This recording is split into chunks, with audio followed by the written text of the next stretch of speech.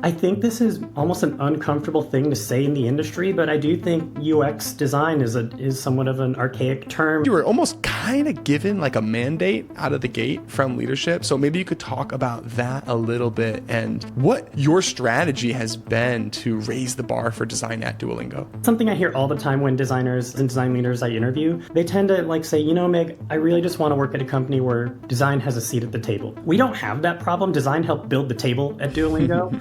Instead, what we have are open seats where the business is saying, design, step up, we want you at the table. What are some of the specific behaviors that you would hope to see from an exceptional design manager? I've got to know the names of our components. I'm going to articulate the details of why something feels off by a few milliseconds, all the way to here's where we're headed as a product. What does make a really great design community and culture in your mind? Whether you're a new grad right out of school or the 12-year veteran that helped design all of Duolingo, you present work to the executive team 5 times a week. Welcome to Dive Club. My name is Rid, and this is where designers never stop learning. This week's episode is with Mig Reyes, who's the VP of Product Experience at Duolingo. And I love this episode because he shares a lot of truths that maybe are a little bit uncomfortable to hear, but I think the design industry needs to hear them. We also go deep into what makes Duolingo's design culture so special, how to succeed in design reviews, what Mig looks for in hiring, and a lot more. But before we get into all of that, I was curious to learn why Mig changed the name of the org from UX design to product experience. So there's what the internet saw and what we actually are feeling internally at Duolingo. So it goes a little bit like this.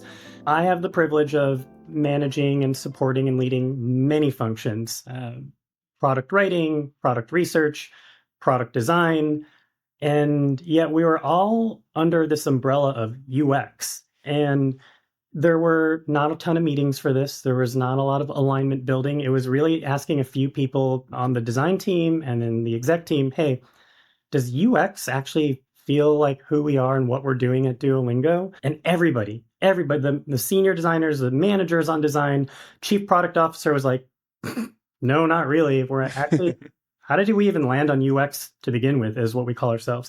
So for us, a couple reasons we riffed on. One, it just feels super antiquated.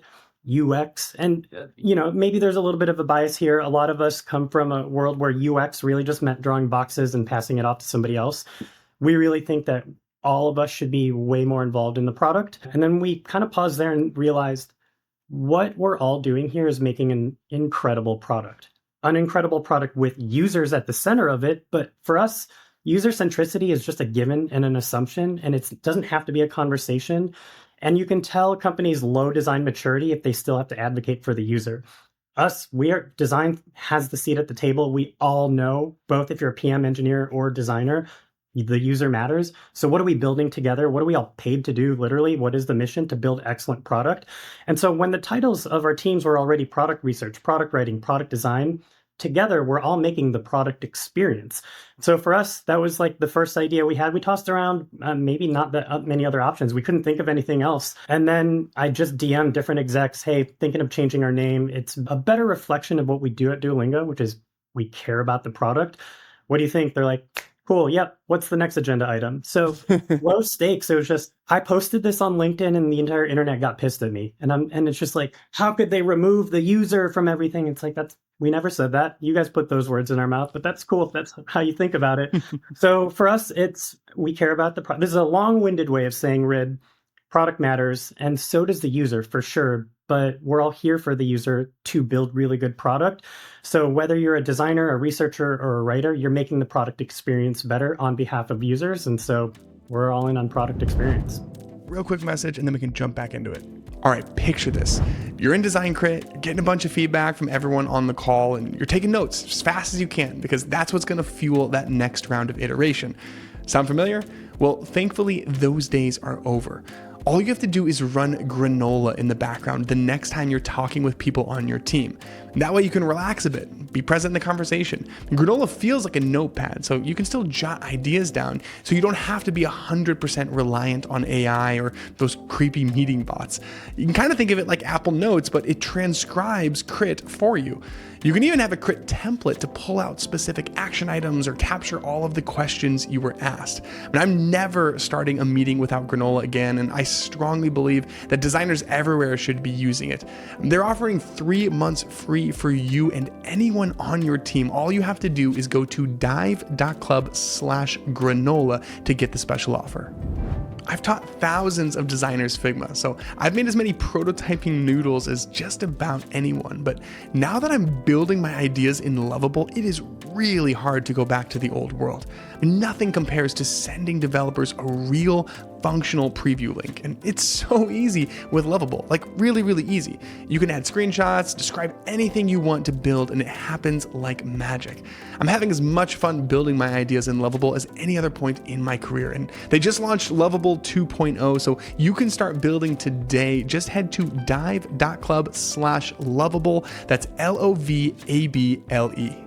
Okay, now on to the episode. I can't remember who I was talking to, but it was not long ago I was on an episode and I said, effectively, I would not apply for a job that was UX designer because that immediately communicates an old world way of thinking. And maybe at its core, the definition is correct, but it doesn't really matter because the perception has changed around those 2 letters, I think. I agree with you. And I think this is almost an uncomfortable thing to say in the industry, but I do think UX design is somewhat of an archaic term. And I think it was Jacob Nielsen who went on my LinkedIn and said, you're wrong and we should fight for you got a Jacob Nielsen comment saying you're wrong. That's the gold standard. That's like, It doesn't get a higher praise than that. And it's like, hey, thank you. I read your books. And also, I've also built product here with other people, and none of us resonate with the title UX designer. And going even before, so at Duolingo, we've never had the title UX designer. We've always been product designer.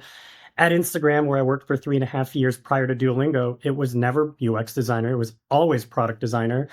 And the thing I'll like peel the curtains back on in hiring for consumer-facing companies, whether it's Instagram, Duolingo, Airbnb, Coinbase, all my friends at other consumer companies, we almost get nervous when we have designers with UX designer titles come to interview because you're going to think about a few things, but not all the things, which is visual design, business metrics, building things with engineers. A lot of what UX design symbolizes or communicates to a lot of hiring managers is I'm pretty far from the work and I just want to do my the end-to-end flow. You will never see a UX designer job opening at an Airbnb, a Meta, etc., because the product matters. And the title has been product designer for more than a decade at some of the most reputable consumer companies in the world. Duolingo expects to be one of those companies. I appreciate you coming on and being willing to even talk about it because it is something that I've been feeling and it feels weird to say, like it feels super weird. Even putting it on the internet, you just invite backlash, my God, post this on LinkedIn, like they'll headhunt you, I hang out on the UX design subreddit from time to time, almost just because it's like a window into the complete opposite world of Twitter, really. Like, it's like actually helpful to see that, okay, there's like this real bubble that's happening here. And I don't know, just the other day, I felt bad. Like somebody was coming on and they had like 20 years experience and we shared a portfolio and basically it's like, I cannot get a job. Why can I not get a job? I looked at the portfolio and, there was a visual design bar that wasn't being hit, but the title was like UI/UX/accessibility. And I was like, you're not going to want to hear this, but I think a large percentage of the industry is writing you off just from that way of defining yourself. I would double down and underscore what you said. I think having been a hiring manager for more than a decade at consumer companies, when we see job titles that say UI/UX, I go, do you know what you're doing? Which is it? It is funny. The UX design subreddit is maybe not the place you want to grow your career or learn. In a lot of my peer groups and even on my team at Duolingo, friends from Instagram, other companies, we also will kind of scrub through UX design subreddit or Blind or other anonymous forums where, you want to confide in your peer group. I think we're having all the wrong conversations in those places. I think, it's 2025 and people are still debating, is it UI/UX, UX versus UI? And it's like, we're all building products though. So when you're ready to talk about excellent prototyping, high visual design, really thoughtful design details, and then really understanding revenue, daily active users, all in the same conversation. Come on over, you'll up your chances on getting a job at a big publicly traded tech company if that is your goal. But there's still merit to that in startups where we care about revenue, metrics, but also craft. And so there's two worlds in the industry: the people that have the jobs that are doing the work and they're oriented around building products, businesses, and doing great things for users. And then there's the people that are on these Reddits going, what's our title? Or here we go, another person changing the title. And it's like, is this really how we want to spend our time moving our industry forward? And so I do encourage a lot of people to go there for entertainment value, but it's not learning value. I think that's probably a good way of saying it. And I love the phrase moving the industry forward, because that to me is really the difference. It's like you're either defending the old world and trying to justify it, or, racing at the front. And I ask people all the time that come on the show, what matters? Like, what do you look for? And some derivative of the word curiosity is like always the first thing out of people's mouth, because they're looking for designers who are just trying to be at the front and figure things out and experiment and push boundaries in interesting ways. For all the people that have told you curiosity matters, I would agree. I think AI is here year over year, month over month. Technology evolves. And if you're not someone that's curious about what our role together with technology is, you're going to have a hard time finding design work. And so for everyone that has given me grief over the post, I don't know what to tell you. We're here to be curious and here to challenge assumptions. And that's how great products are built. That's how great teams are built. I appreciate that. And it is kind of interesting because I view it as significant. You've wrapped it up into this kind of almost quick decision. So let's back up a little bit and talk about some of the longer term strategy stuff that you're trying to work on at Duolingo. Because from our earlier conversation, you said you were almost kind of given like a mandate out of the gate from leadership. So maybe you could talk about that a little bit and what your strategy has been to raise the bar for design at Duolingo. I love this topic, and it was a big reason why I decided to go to Duolingo in the first place. I'll start by saying I was really happy at Instagram and didn't want to leave. The team there is unbelievably talented. I felt a lot of support from all those senior executives and especially the design leaders. And so when Duolingo came around, we call him Simmy, Ryan Sims. He's our now chief design officer. He said, look, man, the design team got really big pretty quickly. And at this point, I'm probably not doing justice to all the design leaders and design managers who are on the team. I need someone to take care of them. I think for the first time in our company history, we need a dedicated head of product design, and I'd like you to consider it. And he sat me down and laid out a few things that maybe we can talk about. Number one, our team is incredibly early in their career. Number two, we have process. They're probably breaking at this point because we're going through rapid growth.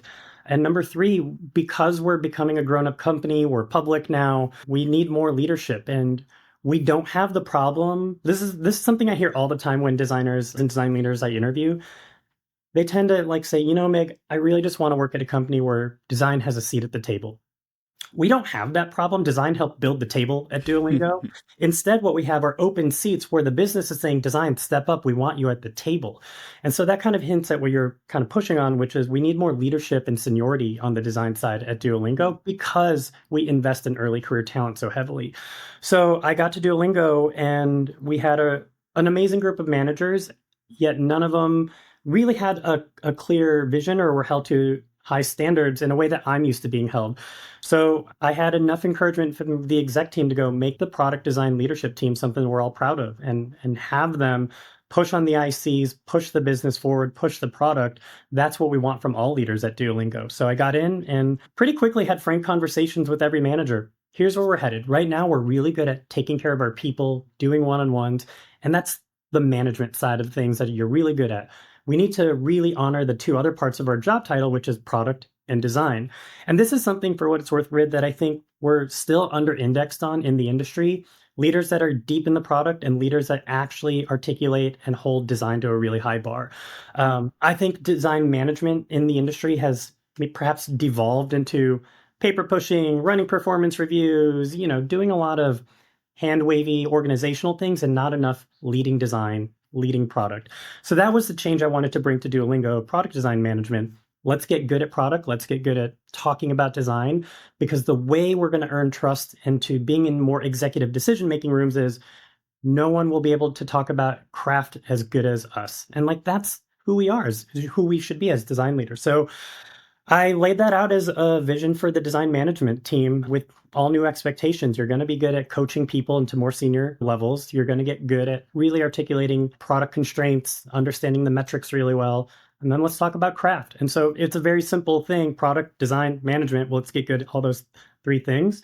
Some managers were like, I see you. It's not where I want to be. So thank you. I think I'm going to explore new opportunities. And I expected that. I expected people to make a hard decision. And for the other managers that stuck around, they said, thank you, let's go. And I also converted high potential ICs who really wanted to be managers into a manager. And so I essentially in year one rebuilt the entire design management team. The thing that is true of every manager on our team today, at one point in their career, they were an excellent IC. I really think that to be a great manager, it is a hard job. You have to love the people side, but you earn credibility from the business and the ICs from having once been an excellent IC in your career before.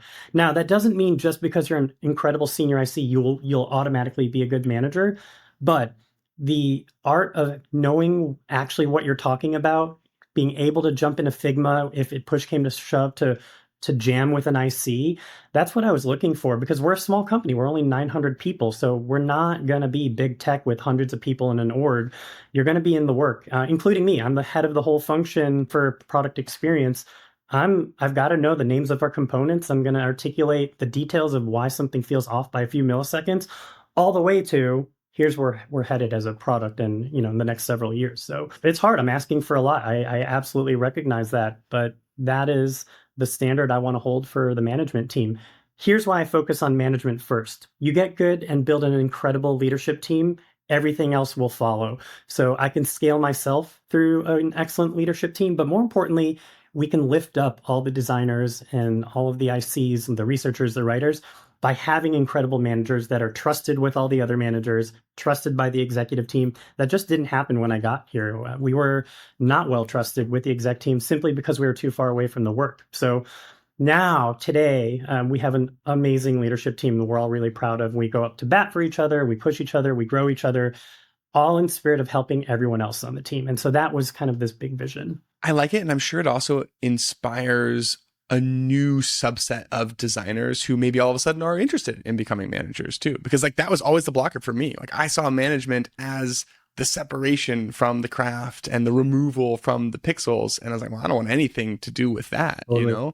And so I appreciate the merging of those lines. I've had senior ICs come to me and say, now that I know what management really could be, I actually am more interested in a path to maybe being a hybrid manager in IC or maybe a full-time manager one day. And there have been managers on my team who have said, this is the first time I actually understand how I can use my design skills in a management role. But yes, I mean, this is true of every function at Duolingo, whether you're an engineer, a PM, you had to have been excellent at your craft because our philosophy is if you're going to manage anyone else or lead anyone else doing this, you got to know what you're talking about. And you have to have a high standard and know what excellence looks like and feels like for you to guide anyone else toward it. Let's get one level more into the weeds here. What are some of the specific behaviors that you would hope to see from an exceptional design manager? You should know every item on your roadmap, why it matters, and what it means to the business. I think knowing what we're building, who we're building for, and why we're building it, you better be able to repeat to anybody in the C-suite in the elevator why. So just knowing the vision of where we're headed as a team or an org, you gotta know quite deeply. On the design side, I expect you to be able to evaluate your entire team's body of work. You should consider yourself the studio head of your team and be able to bravely flag where work is falling short. So if this project is not doing well, you better be the first to call that out, not some executive. And that's how I know you're doing an incredible job as a design leader. You are proactively flagging where work is falling short.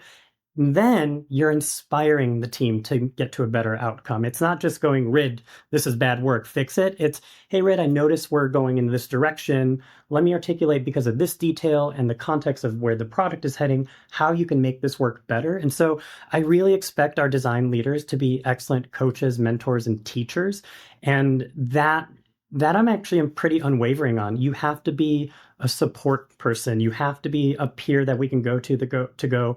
You have high standards, but I feel safe to learn from you at the same time. It's a really hard bounce to strike. Yeah. Excellent communicators that can go down to the detail of the craft and then back all the way up of where we're heading as a company. I expect you to be able to kind of go up and down in those waves as a design leader. Depending on the seniority of your management role, I expect other senior people to look up to you.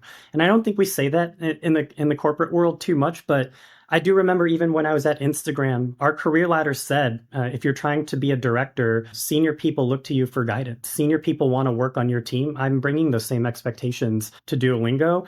I want the most senior people in this industry to go look at our team and go, how the hell do I get on there? And one way we're going to get there is from leaders and managers that are supportive, caring, kind, but also have an insanely high standard for the work and for the team. Thoughtful articulation, high sense of judgment on what our product means and what it does, and then, teach people how to get there. I probably want to go into each of those individually a little bit later, but as you're talking, I'm kind of curious, a lot of this probably has a bit of a timeline for you to see meaningful results. You're making big, sweeping organizational changes. Maybe some of them still feel work in progress. How do you, as the design leader that's trying to make this happen, figure out if it's actually working? Like, what are the signals that you looked at where you're just like, gosh, we're 2 months in, is this having the impact that I was hoping it would? One thing that has really simplified the way I look at things, and I learned this from Brett Westervelt. He's the now VP of design for all of Instagram. He really pushed his leaders to just first and foremost look at the work, because the reason you're building an excellent team is to build excellent work, to build excellent product, to do excellent design. I can't control if daily active users go up or down all by myself. I can't control if we make more money off this experiment versus this experiment. What I can control is how good was the work that helped at least try to move a metric. Is the work getting better every single month? Now, this is a bit of a subjective thing, but one thing we've really understood as an exec team at Duolingo, you are hiring leaders for their pace, their bar for excellence. So for me, I'm number one, I'm aligning with the CEO, the entire C-suite, all the execs of every other function. What does good look like for a company? Is my definition really good? Your same definition is really good?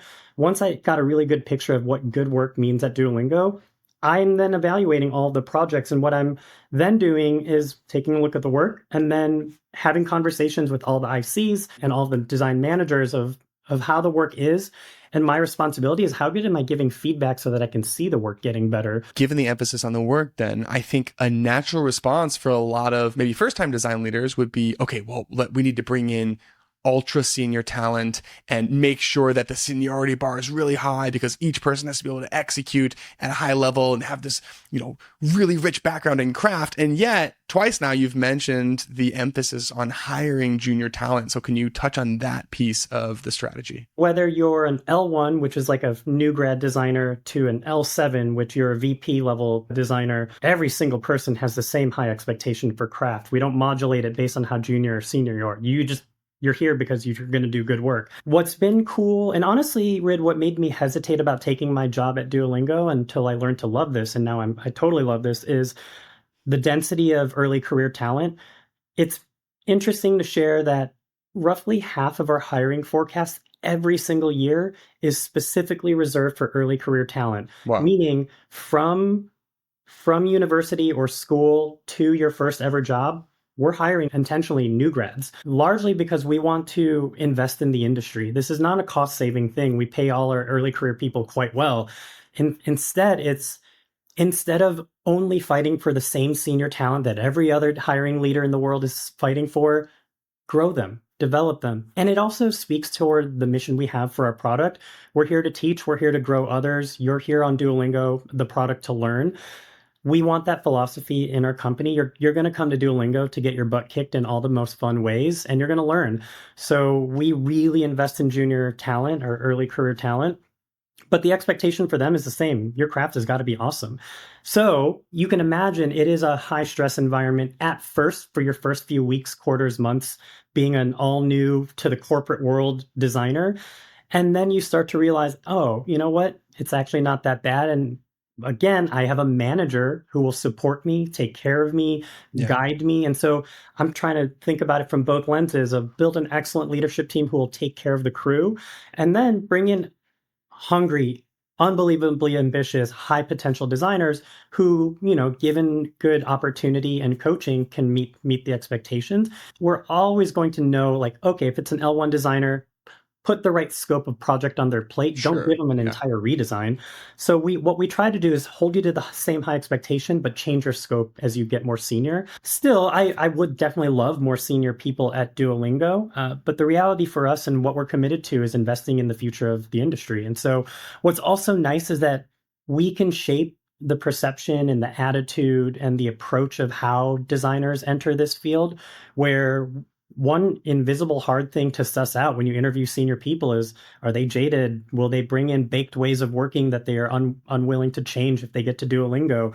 So hiring senior people is such a mixed bag, and we all want them. But here's a really cool counterpoint. There have been designers at Duolingo who have been here 7 years, 8 years, 9 years, 10 years, 12 years, 11 years. So our retention is unbelievable. These same people are now directors, executives, senior ICs. We developed them here. Some of the designers here, they've only ever worked here and now are leading the way for us. So I even asked Luis, our CEO, hey man, what's your take on just having so many junior people here?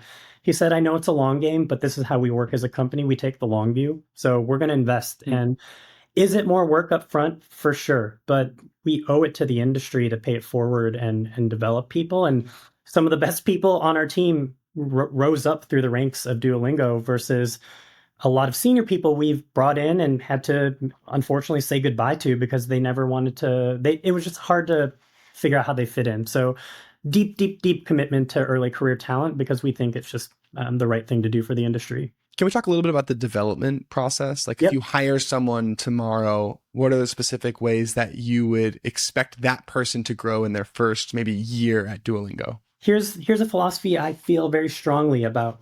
You don't treat a junior person like they're a junior person. You treat everybody with the same super high expectations, and then you tailor your expectations based on what they give you. If you want to get to every next promotion, I'm going to treat you like you're already there. And then I get to learn the gaps you have. And then we make a coaching plan for you on those gaps. And so we kind of throw you into the fire right away. So here are concrete examples. Whether you're a new grad right out of school or the 12-year veteran that helped design all of Duolingo, you present work to the executive team 5 times a week or have the opportunity to present 5 times a week. So you present your own work. You talk to us about what metric impact you think you're going to have. You show the prototype that you made. Your manager's not going to do it for you. We throw you right in front of the CEO, head of product, head of design, and go talk about your work. And that is totally scary. I get that. But we're not going to slow roll it. We think we hire smart people, and I think we want to get out of the way. And so see where they end up after these first few rounds of high pressure and real work. And like, we're trying to ship real product work. And then from there, tailor it in reverse. Now we will do other things too, just to make sure it's not a total chaos show. One, again, I go back to the managers. Are you thoughtful in growing their career? Do you have a coaching plan? Do you talk to them about their career and their skill gaps? Not just once a quarter or every performance review. I'm talking weekly. Are we creating structures where it's safe for people to make mistakes? So one thing we've done at the company is this new format called Hot Trash. And Hot Trash is an environment where PMs, engineers, designers, everyone in the company can hop into a room and just show silly ideas and go, nice. What if we did this? And even the execs are in the room and it's like, whoa, cool. What if we did this? And we build. So I think so much of it is just feeling safe to learn. And then I'll try to do other things too, bring in outside leaders. So, whether it's Ian Silber, head of design of OpenAI, to Noah Levin, head of design of Figma, I've invited them to come do Q&As with my team to just go talk to us about what it's like in your companies, just so that they know it's not just a Duolingo thing. This is an industry thing we're all trying to learn. So I think it's, creating a culture of learning all around these people. And even for me, I'm not done learning. I actually, for all intents and purposes, feel like a rookie myself in a lot of things. So it's creating that culture of it's okay to mess up as long as you're showing every single day you're getting a little bit better. I mean, that was a very robust answer. It's pretty cool. And it's very obvious that you're doing a lot of things to support junior talent. And even just listening to you talk, I mean, the timing for that strategy has never been better just because the industry is reinventing itself so quickly. Like, going back to the beginning of the conversation, it's like, my goodness, the tools that I'm spending so much time working with right now are just as new to me as the person that you hired 8 months ago at Duolingo. And so in so many ways, there's like this leveling of the playing field where all of a sudden the value of moldability is pretty easily able to outweigh that lack of experience when everything's so new. I mean, it's wild for me to see that some of our L1, L2 designers at the company are running circles around people I'm interviewing externally because of their adaptability, their curiosity, the high potential and craft that they all exhibit. I came in to Duolingo with skepticism because of how early career our team is. And I'm now looking backward going, holy shit, I'm so proud of my early career crew that I'm actually asking some of these early career designers to teach some of the senior designers other skills that they don't have. It's this full circle coaching culture that we have for each other that I want to build more of. I guess another aspect of moldability is, it's not just that the process and the practice of design is potentially more rigid in a senior designer, but they also have certain expectations about what a design culture should even look like, where you're kind of given this blank slate on an individual basis for each person. And I would imagine that almost in some ways allows you to have a slightly more opinionated take on what a good design culture even is. And I know you've written about that in the past for Instagram, so maybe you could talk a little bit about what you believe through the lens of what you're seeing at Duolingo in terms of what does make a really great design community and culture in your mind. You said a word that I really feel strongly about. It's community. I think as a company gets bigger, it's so important for each other to know what we're working on, how we're getting there, and that we're learning together. What culture is not our happy hours, ping pong tables, foosball tables. That's just stuff in an office.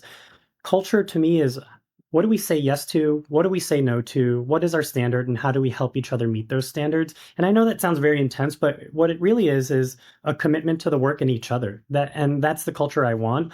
And that commitment to each other means we're learning and growing. So we do once a month, we'll do these things called Design Showcase, where we're just doing show and tells, doing deep dives on the weird cultural things of each of our teams, making fun of ourselves. We're doing case studies in front of each other all the time of like, whoa, I just learned how to run a meeting with the CEO and everyone, here's what I learned. Like the silliest little things, I think people don't realize those are all learnable things. So we have a culture of just sharing constantly. Every Monday, I have a Monday update where I use it as a moment to try to share a top of mind that we can all be learning from each other. But the culture, here's a couple important things I think of culture. Leadership definitely has to set the tone. If I'm absent from the work, I'm not in the rooms, I'm not talking to the designers, you're going to already have this sense of leadership is too far away. So number one, I want all of the leaders to be with the team. This is our team, not your team, but our team together. And so it's first and foremost on the managers and leaders to set the tone for quality and set the tone for community building. But I also tell all the ICs, especially the junior ICs, this is your team too. So if we're not doing something, you have full permission to start a new event or program or something. So earlier I said we got the heads of design of OpenAI, Figma, other companies to come hang out with us. That's all from a junior designer that I just instead supported. So we have a designer, Lokesh. He had asked me, hey, does anyone know any growth designers in the industry? I'm on the growth team. I just want more resources. I slacked in a thread, hey, how about I get some growth design managers to come to your team and we'll do a Q&A with them. We did that. So shout out to Christina, who's a design director at Instagram. She came over to give a talk. And then Lokesh was like, Mig, that was so cool. Could we do that again? I'm like, yeah, do it. Make this a whole program, whatever you need. Cool. I want you to design the program, put together a schedule of the top design leaders in the industry you want to meet. I'll email them if it helps, if it helps to have a senior leader reach out to another senior leader. I'll do that for you. You put in the work on bringing people to our company and I'll invest. And so that's what I mean about bottoms up culture. It's like, if you want to work on a badass design team, be a part of making it badass. And so we really try to empower our team to teach each other, make culture with each other, and not only wait for the managers and leaders. I love that. And I also want to highlight something that you said. You used the word learnable. Maybe we could use that as a launching point to talk a little bit about the design reviews, which do feel like a pretty big piece of this culture. Yes. Where you're putting your work in front. It doesn't matter if you're a junior, like you're not going to have a manager go to bat on your behalf. Like if you made something, show it off kind of thing. So in what ways is that piece of the puzzle learnable? And are there specific things that you're equipping younger designers with even to succeed in those moments? And I'm going to eliminate two answers that are the obvious ones, which is like give the proper context and know your audience. So building on top of that, how do you set designers up for success in those moments? I don't think there are many more tried and tested methods of learning something other than reps. And we really believe in reps at Duolingo. What we do for a new PM and a new designer, regardless of level or tenure or seniority, you're going to start showing up at product review right away. So product review is one of the more important meetings we have at Duolingo. It happens 5 times a week. Every single day we'll have a mini product review where it's rapid fire and you'll line up in the room and just flash work and go, I want to do this. What do you think? Approved. Next designer, want to do this? What do you think? Approved. So that one's a little faster and lower stakes. And then every Tuesday and Thursday, we have a full product review where each review is only 10 minutes, by the way, not a full hour, 10 minutes per product review. And what we want is a designer and PM to tag team, show work right away. We do not want hand wavy long decks. We don't want long docs. We just literally want a prototype and show us the work. And that is for senior people really weird because they're used to making all these like overly done, longly written docs. And for junior designers, they're like, I've never done any of this stuff before. So what the heck is this? To answer your question, number one, we give everybody lots of reps. And the expectation is you're just constantly coming to product review and we expect you to get better over time. The second thing we do is just give you hands-on feedback right after your product review. I mean, one is rep, but two is the coaching. And this is the really important part that I think we're still getting better at Duolingo. After a product review, we do a debrief with all the execs in the room. We talk about every single review every single day. And so we'll go, okay, let's talk about Rid's review. He showed this new streak feature. What kind of feedback, in addition to the review feedback we gave, what are like the meta feedback we should give Rid and his team?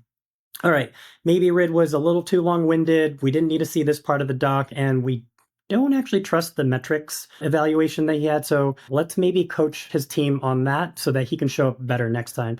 We will then DM you directly or tell you and your manager and your PM partner directly, hey, awesome job today. Couple of extra notes for you after we did a debrief. And so rather than reading everything, hoping you're going to get ready to do it, jump in. It's going to be a little scary at first, but after each successive product review plus hands-on help afterward, you start to dial it in and fine-tune your approach, your presentation style, and also more importantly, the work itself. We also do have a lot of documented things that work. We have a litany of principles. You know, we prefer to keep it short, keep it brief.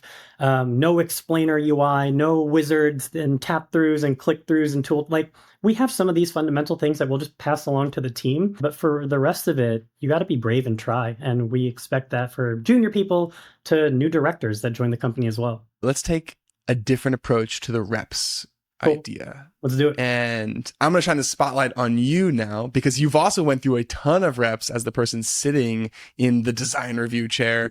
In my head, it kind of looks like Shark Tank. I'm not sure what it actually looks like, but that's what I'm picturing you at. You're in that middle Shark Tank seat. And, you know, you've sat there quite a few times, many times a week, not just at Duolingo, but this was probably a big part of the role at Instagram, past roles. So given the amount of reps that you've had in the Shark Tank seat, how have you evolved the way that you give feedback to designers?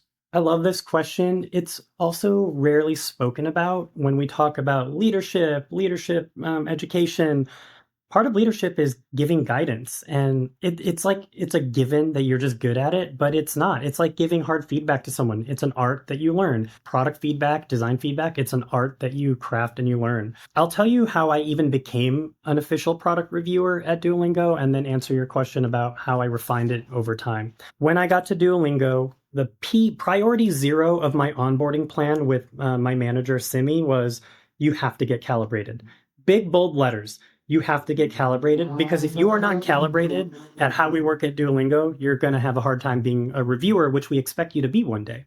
So what I did was I was added to every single product review meeting from week 1 of starting my job, and I shadowed all of them. I just watched and studied. But I did active shadowing. So on the side, I had a private Slack channel with my boss. It was me reading every pitch from every team that was going to present at product review that day, and me Also giving feedback and predicting what feedback the CEO, head of product, and Simi would Cool. give in a thread before the review starts. Then we go through the review. Simi will go back to the thread and check in on my answers. Here's what you got right. Here's why we said this thing. An additional consideration you missed out on, Mig, was this. I did this for about 4 weeks straight on my onboarding at Duolingo to the point where I was really starting to predict what leadership Wow. was going to say. So by my 5th week at the company, I was minted an official product reviewer for the company. But it was being very active and engaged way before a review would happen, just to really try to purposely understand the level of craft, the level of product thinking that is required to be successful at Duolingo. So it was very hands-on. And now we're trying to scale that process to future PMs and future design hires where we literally tell everyone shadow product review and have active conversations with your manager on what you thought was going to happen. Why do you think Mig said this in the review? Let's break down the feedback. And I will also go out of my way to new people to go, hey, by the way, good job on your first review. Here's also why I said this, again, to help calibrate everyone else. So there's that. How I got to be a reviewer at Duolingo. I would say my feedback giving skills really I've started to take seriously when I was at Instagram. All the design leaders there at Instagram are held to a really high standard, both in their understanding of craft and product, but also how to give feedback on it. So, something I learned how to do and refine over time is being very succinct, direct, and only giving feedback on what really matters. One pitfall a lot of leaders fall into is they'll just kind of vibe for a while of like things they're feeling, and then they leave the room and the team's like, so what do I do? Which of this do I need to act on? I've learned over time, and I'm honestly, Rid, I'm still trying to get good at this. Get down to the single most important thing that would help make the project better. Everything else that designer can learn through more reps, more design time on their own. What's the thing that I know that they could never, or they'd have a hard time getting to on their own? That in and of itself, of finding the most important thing, is really hard. And when you can do that, I think just being concise, crisp, direct, and not sugarcoat. I think a lot of leaders will say, oh, this is so good, and maybe if you tried it. No, hey, look, I don't think this is going to meet the goals of the project, and here's why. And so the second thing I would say is get good at saying why. What you don't want to build in a design and product culture is designers and PMs going you and asking for approval and then leaving. That is not teaching people how to think. What you want to do is give the feedback, especially if the work's not there yet, and then say the why so that when you're not in the room, they start to get to these outcomes more on their own. I've gotten really intentional about saying why a lot more. And in a 10-minute review, I will admit it's really hard to go in depth and go beyond a brief piece of feedback. So I'll still follow up on a DM and say, here's why I gave you that feedback. Really breaking down how you think about a problem, then give the feedback has been really helpful. And the only way I got good at it, as I said earlier, reps. I sucked at giving feedback for a while. But time, review over review of just trying to dial it in. And then also asking my peers, like, there's 3 people I've really looked to in my time at Duolingo. Jem, our head of product, Liz, one of our heads of product, and then Simi, my manager. I'll ask for feedback. How'd I do when I gave that feedback? Was this clear? Did I come off too harsh, by the way? Or sometimes they'll say, no, you were too soft, actually. So Hmm. you get feedback on giving feedback with each other. And this maybe is the nugget of what I'm trying to talk about. There's got to be a culture around giving good feedback. Giving good feedback has to matter unanimously across the leadership team. I felt some conviction because you used the phrase like, maybe if you tried. That's totally me. I'm totally like, maybe if you tried person. So, yes, noted. I want to make sure that we're covering everything in the communication bucket before we move on. So this could exist outside of the design reviews. It doesn't really matter. But what other communication patterns in your mind separate the most successful designers that you've worked alongside from the people who maybe struggle to build a little bit of influence inside of a design org? I have lots of thoughts on this because getting really good at communication is critical to being influential. I think a lot of designers will tell me they struggle because of a few reasons. They're introverted, it's not part of their personality, they're not a good writer, English is not their first language. There's a lot of reasons that will hurt our confidence in communicating. The thing that I actually feel more strongly about is that you just do it at all. I think too many designers are under indexed in just saying anything to anybody. And Hmm. the most successful people I've seen in design are proactive. They communicate a lot, even if they're not polished. Unpolished but frequent is much better than polished but rarely. And over time, again, because of reps of doing it over and over, you will eventually become a more polished communicator. I can't stress enough that making sure everyone around you knows what's in your head is one of the most important things you could be doing to grow as a designer and a design leader in particular. So just doing it at all. I think I know it sounds weird, but just not communicating is one of the biggest flaws. And not communicating enough is what I actually tell people. And when I try to coach other designers is if you think you're doing enough, you're probably not doing enough at all. Overdo it. And by overdoing it, you're probably doing it just enough. So I think the proactiveness and the attention to doing it over and over. Now, what I mean by that is give team updates or give project updates to your manager, give project updates to your team.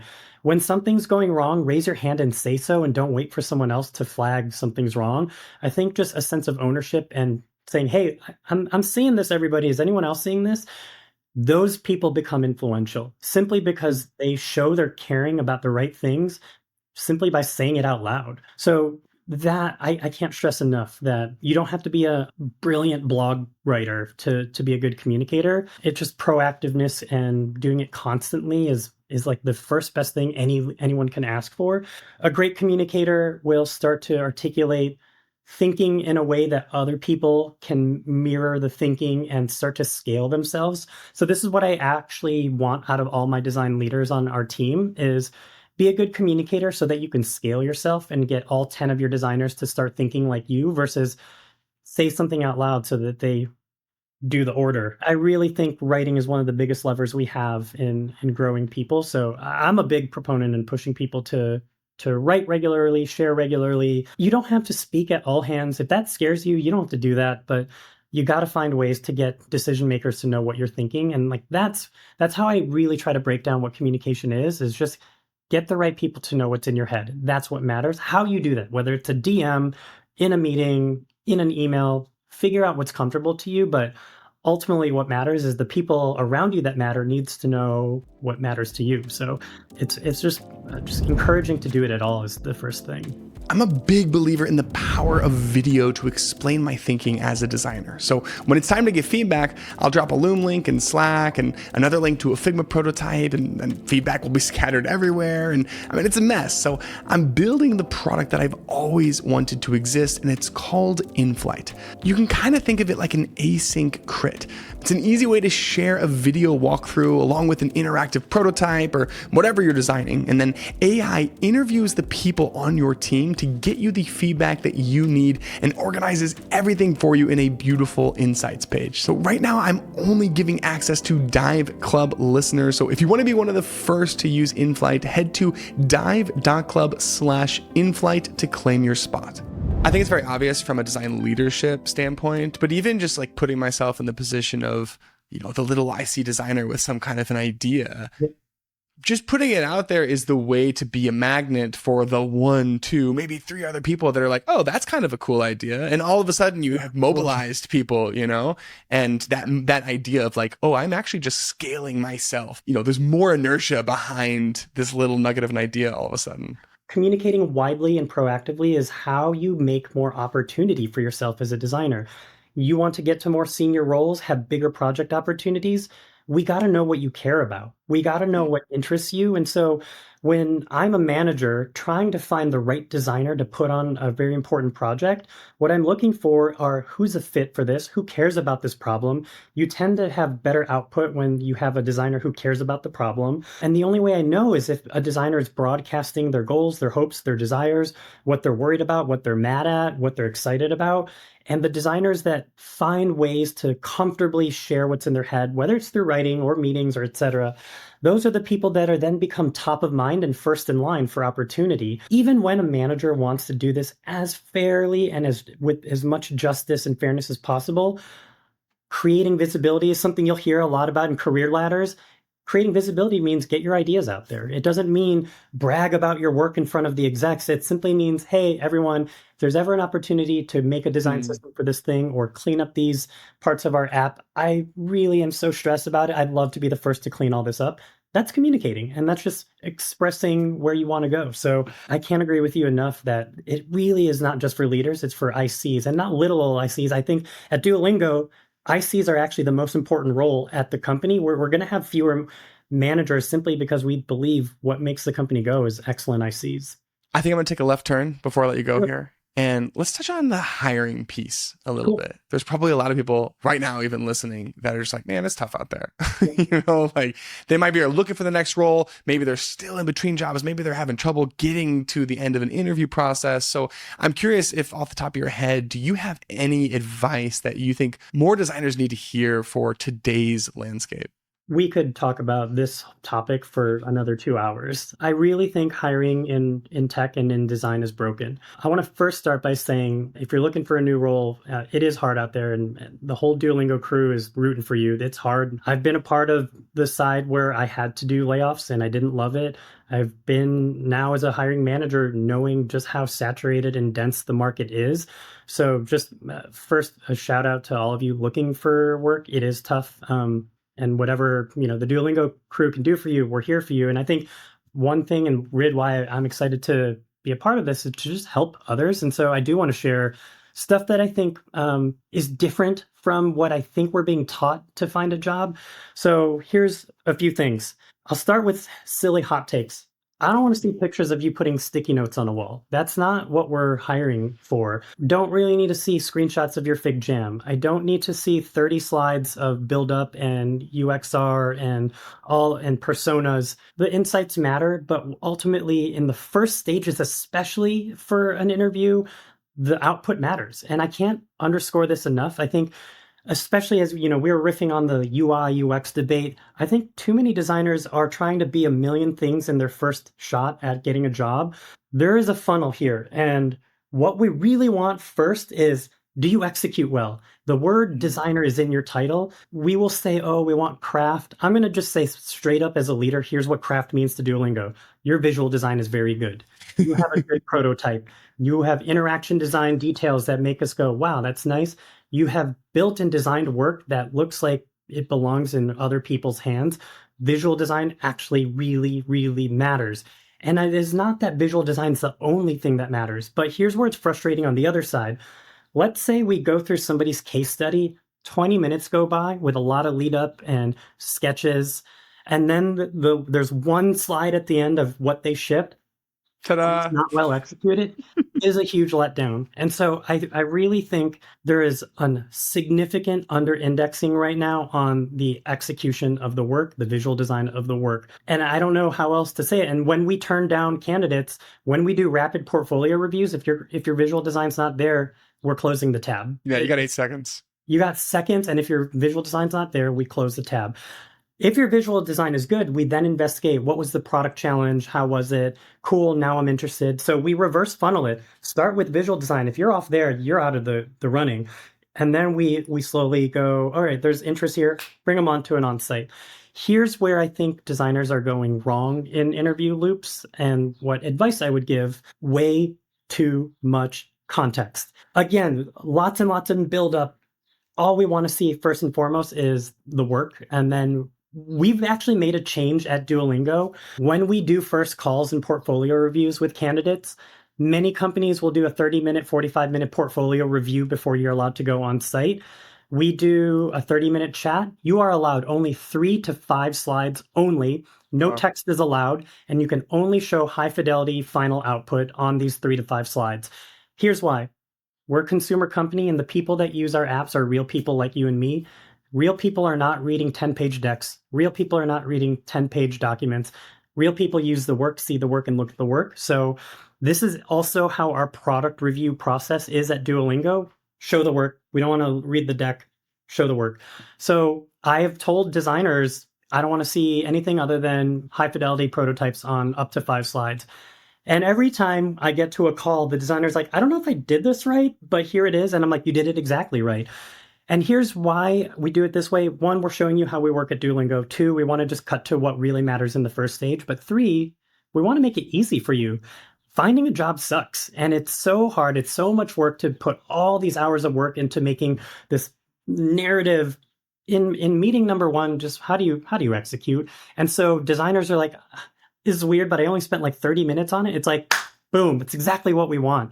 Perfect. So we want to show you that, speed to idea, speed to prototype really matters. And I think designers right now are just way too long-winded on the stuff that doesn't matter in a portfolio review, the execution. And then from there, what does matter is what was the product and business challenge and why does your design meet that goal?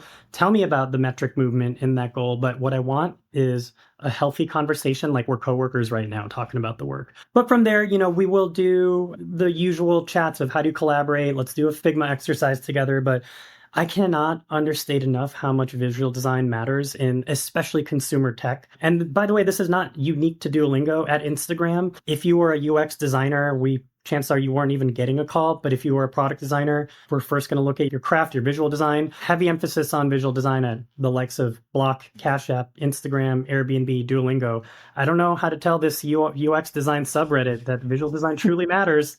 You made me laugh earlier because you defined craft as visual design, which I feel like as an industry, we're just like too scared to do. Like we just have it in our DNA that visual design is devalued. There's not Yeah, thinking totally. in visual design. So it's like, well, we'll call it craft and put it on a pedestal. And all of a sudden it's different and celebrated. And it's like, no, we just rebranded visual design. Totally. Yeah, yeah. At Duolingo, what's going to earn you trust and respect if you have the word designer in your job title is excellent execution and excellent visual design. And we're not afraid of saying that. You are paid a ton of money and given a ton of responsibility to, yes, be a visual designer who can think of metrics, understand user flows, build full products and prototypes end to end, negotiate stakeholder. Yes, it's a big job, but don't be afraid of saying you're really, really good at visual design. What about the early career people? Like, obviously, my expectation is like, you don't, it's a reps thing, you just have less reps. Like, I don't know how else to really get good at visual design other than reps. Is that still the dominant variable that you're looking for when you're evaluating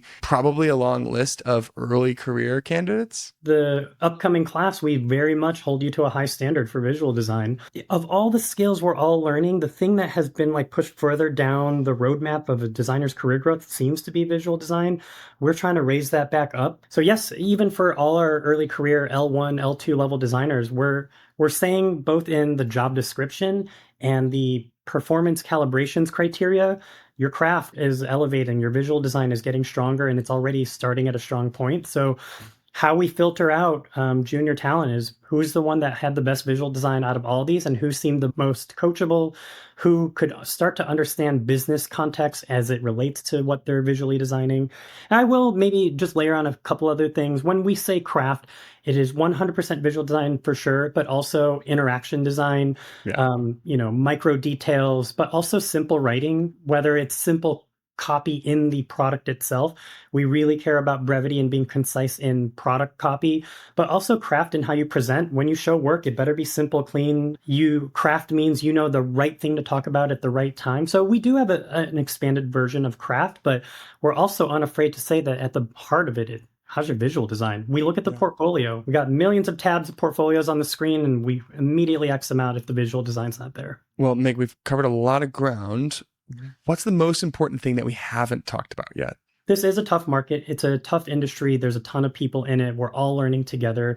What I would hope and what we're trying to do at Duolingo is to just look out for each other. I think something we try to do in our interview process is even if you don't get a job with us, you felt like you became a better designer and a better leader through our interview process. So we'll do things like for every director that I interview, if they're far enough along in the process, I will show them my own interview deck that I got my job with at Duolingo to go, you don't have to copy this, but I know how hard it is to find design leadership jobs.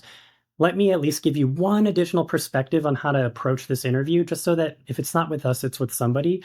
And so what I can hope for right now in this time where it's a pretty confusing time in our world. There are few jobs, budgets are slashed. The thing I really want is just a supportive community, both inside your company and here, whether it's on Dive Club or on forums.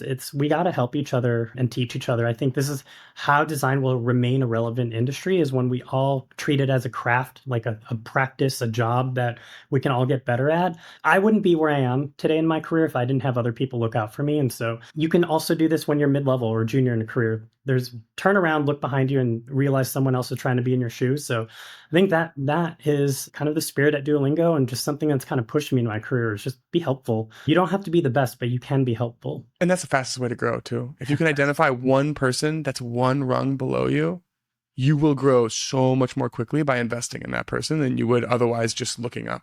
Completely. I feel like I've become better at my job simply by helping other people learn their job, because I learned my own blind spots and things I didn't know about myself that I can now focus on for myself, but also teach other people. So yeah, at the end of the day, it's a small industry. We all know each other. So best thing I could say is just be helpful in this place. Well, Mig, you've definitely been helpful today. I appreciate you coming on and sharing just a lot of things that I guess I wanted to get on an episode, like you spoke a lot of truths that sometimes it's easy to kind of just dance around and just leave unsaid. So I appreciate you today, and just even learning more about Duolingo culture. It's really awesome. You all are doing things in a fresh way that is just really cool to see. So thanks for sharing it with us today. Thank you. And likewise, you're building up a community of insights people, leaders that you're kind of honoring the thing we just talked about. You're helping people too. So proud to be a part of this. Before I let you go, I want to take just 1 minute to run you through my favorite products, because I'm constantly asked what's in my stack. Framer is how I build websites. Genway is how I do research. Granola is how I take notes during crit.